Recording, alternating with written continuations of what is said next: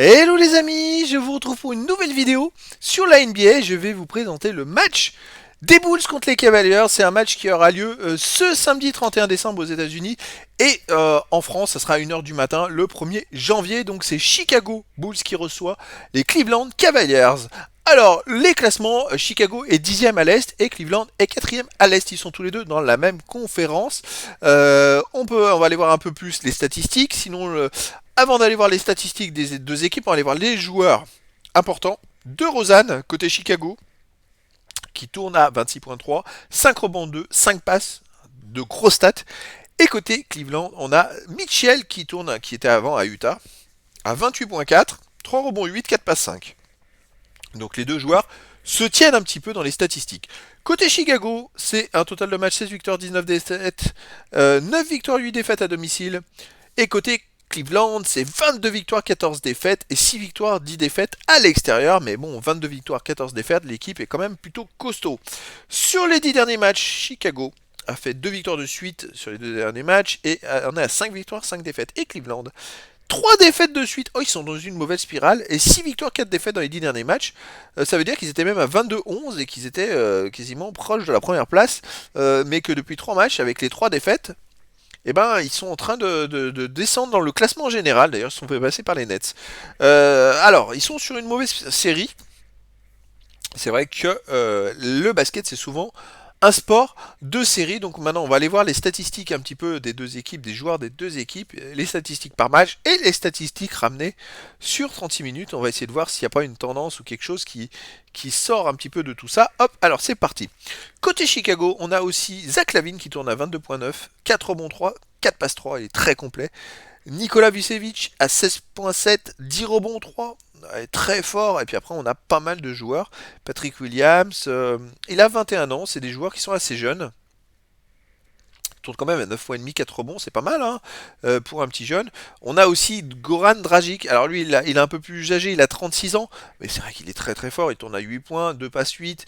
C'est des joueurs qui sont capables de faire de grosses performances. On a André Drummond, alors lui qui a 29 ans, mais qui joue pas beaucoup. Il tourne à 6 points 4 et 7 rebonds 3. Pourtant, il n'est pas vieux, hein, André Drummond, il a que 29 ans, donc c'est assez étonnant. Qui prennent pas plus de temps de jeu, mais bon, c'est vrai que c'est Vucevic le titulaire dans la raquette. Voilà, donc c'est une équipe, les Chicago Bulls, qui ont quand même des joueurs qui ont de l'expérience. Alex Caruso aussi, je regarde. Donc c'est une équipe voilà, qui a de l'expérience et qui a des très très bons joueurs. Côté Cleveland, alors ils sont quatrième, ça tombe pas du ciel non plus, hein, mais c'est vrai que leur meilleur joueur c'est Donovan Mitchell, qui est quand même des super stats. Et surtout, derrière, il tourne à plus de 40% à 3 points, ça c'est énorme. On a aussi Garland qui tourne à plus de 40% à 3 points, ça c'est énorme, et qui a 21 points par match. 7 passes 8 de rebond 6. Après, on a Mobley. Qui a que 21 ans, c'est pas mal, 14.6, 8 rebonds 9, des bonnes stats. On a aussi 14 points, 10 rebonds pour Jarrett Allen, 11 points, 4 rebonds 1, 3 passes 7 pour Caris Levert. On a quand même des joueurs qui font des petites statistiques, mais pas mal de joueurs aussi capables avec quelques minutes de jeu. Ah, il y a toujours Kevin Love avec son expérience hein, qui tourne à 9 points, 6 rebonds 9. 39% à 3 points. Les Cleveland, moi je suis pas étonné qu'ils soient quatrième parce qu'ils ont quand même des très très bons joueurs et surtout une adresse à 3 points qui est quand même vraiment intéressante. Dean Wade il tourne à 40%. Enfin ouais, l'équipe est vraiment forte à 3 points. On va voir ça sur 36 minutes ce que ça donne. Alors sur 36 minutes, bien sûr, il y a DeRozan qui est toujours présent.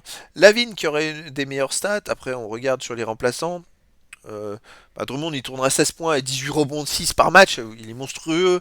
C'est vrai que bon, il y a quand même des joueurs très très forts côté Bulls, mais côté Cleveland, on se retrouverait donc avec Mobley à 15.4. Bon, les grosses stars ça change pas trop. Et Kevin Love, si 16.6, 12 rebonds 5, 3 passes 8, il serait très très présent Kevin Love. Après, il y a quand même. Ah, mais il y a aussi Robin Lopez qui joue là-bas à Cleveland, qui tournerait à 12 points et 6 rebonds quasiment par match. Voilà, donc je dirais que Cleveland est une équipe très très forte pour moi.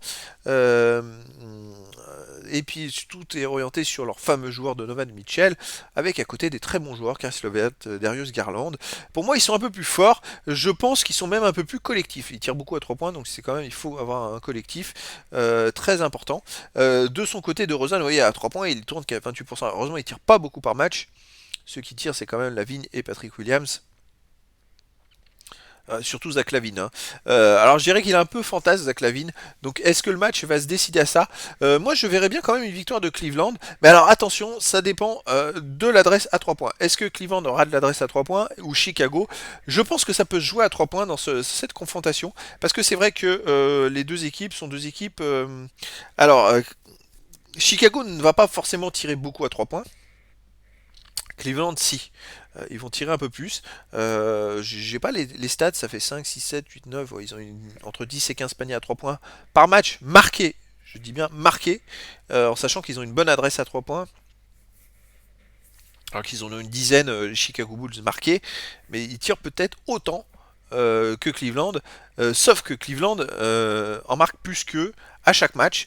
Donc ça peut se jouer effectivement sur les tirs à 3 points. En tout cas, je sais pas comment va jouer DeRozan. C'est vrai que c'est un joueur qui aime bien percuter, qui tire pas forcément de loin. Il va falloir voir est-ce que ça va être le jeu collectif à faire la différence. Est-ce que DeRozan et Lavine ils vont jouer collectivement ou pas? Est-ce que ça va influencer le match ou pas? Moi, je verrais bien une victoire de Cleveland quand même dans ce match-là. Je suis trop remonté. Je suis remonté sur un des matchs précédents.